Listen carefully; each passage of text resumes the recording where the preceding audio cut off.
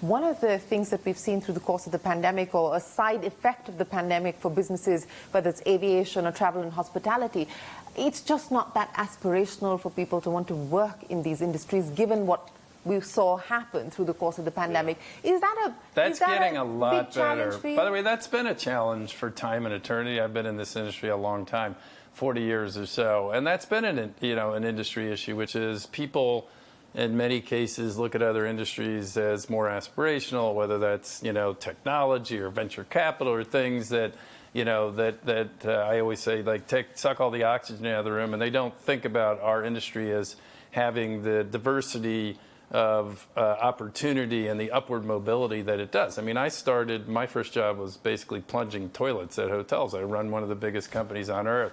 I'm a testament to the idea that you can have upward mobility. And there's tens of thousands, hundreds of thousands of stories of team members in our ecosystem, let alone all the other players in the industry that started out in frontline jobs that now run businesses, big, every hotel's a big businesses, and have grown and learned and evolved and had tons of upward mobility. So it's one of the things we've been trying to do as an industry for many years is make sure people understand the opportunities, the complexity of the business, the intellectual opportunity, the growth, the upward mobility, and the opportunities as an industry that's not just large, but one of the fastest growing industries, not during COVID, but broadly one of the fastest growing industries on earth. I mean, we're 1 in 10 jobs in the world, travel and tourism, 1 in 5 new jobs, 10% of global GDP, one of the top 5 pre-COVID growth industries in the world.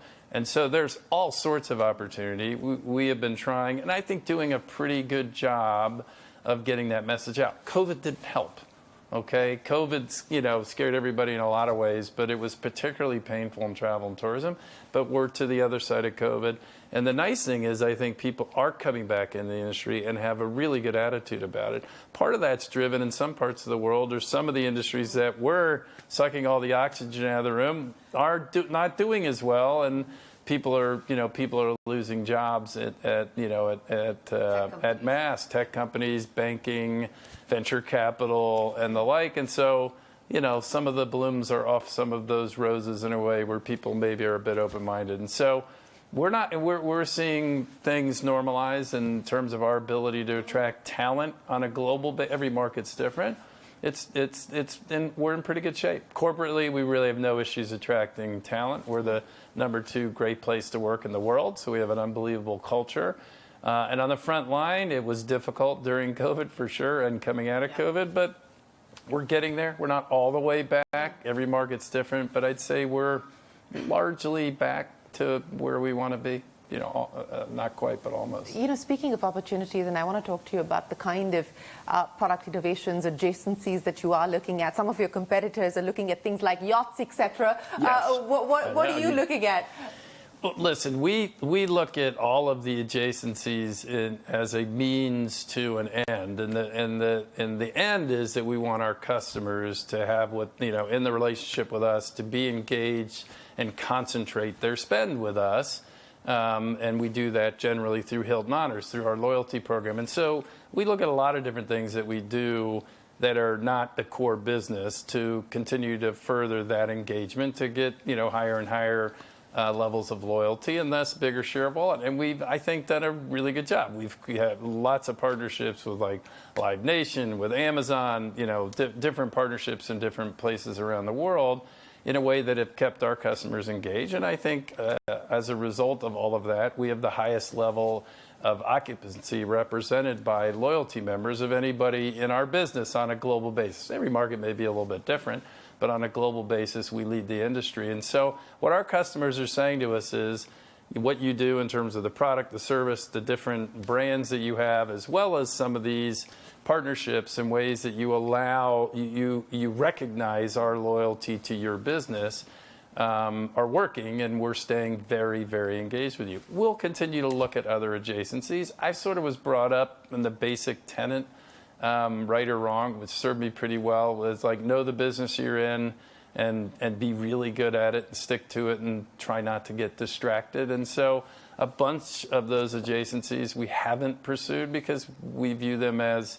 distractions, and we've found other ways to have to keep our customers engaged. And so far, they're more engaged than most of our competitors' customers are. So, would M&A be a strategic distraction that you're willing to take on at this point in time? If history is any indicator of the future, probably not. I've been at the company almost 16 years. I used to be an M&A person, and so I like M&A. I know how to do it, and we've done none of it. And so I don't think it's likely that, and that's because we've had really good success in growing the company organically by not just adding brands or adding hotels with owners in different parts of the world to broaden our network effect, but adding brands. I mean, when I got to the company, we had 9 brands. We have 21 brands. We've launched every one of those organically. Why do I like that better? Because my own view is we can deliver more on exactly what the customer wants, and from the standpoint of a modern approach to meeting customers' demands, because we custom design each of those brands at those incremental price points that we add exactly the way that we think they want it, because we're in constant interaction with our customers. And so I would be remiss in not saying on CNBC what I say everywhere I go. Never say never, but I think it's unlikely. I think our track record's really good.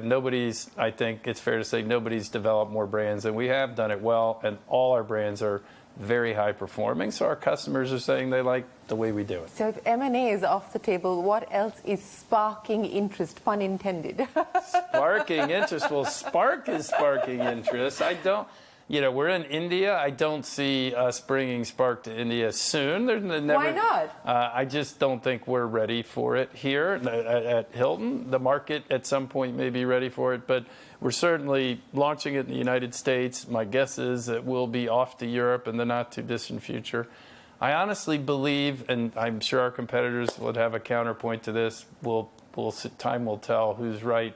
I think I'll be right, but I think it's probably the most one of the simpler things we've done, but one of the most disruptive things we've done, because we're playing in a space which we haven't played in, that being economy or premium economy, but we're doing it in a way that really there is no brand that can offer the customer what we're going to offer, which is a very consistent level of product and service, because by definition, if you go look at the biggest economy brands in the world, no matter where they are, it's a very high beta experience in terms of the physical product. We're going to grow this brand very quickly. It's going to get to scale, and every single hotel to get through the gate has to do the base renovation to touch every customer-facing piece of this property.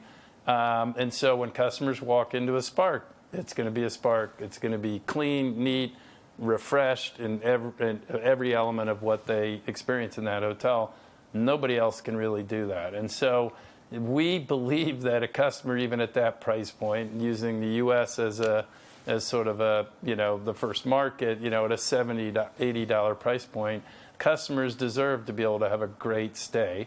And we're going to give it to them. Mr. Nassetta, it's been an absolute pleasure. Many thanks for joining us here on CNBC-TV18 on the Global Dialogue. We look forward to having you back here in India. Sounds great. Great to be here. Thanks again for having me. Well, that's it then on this edition of the Global Dialogue. We'll see you again next week. Till then, from all of us here on the team, goodbye and many thanks for watching.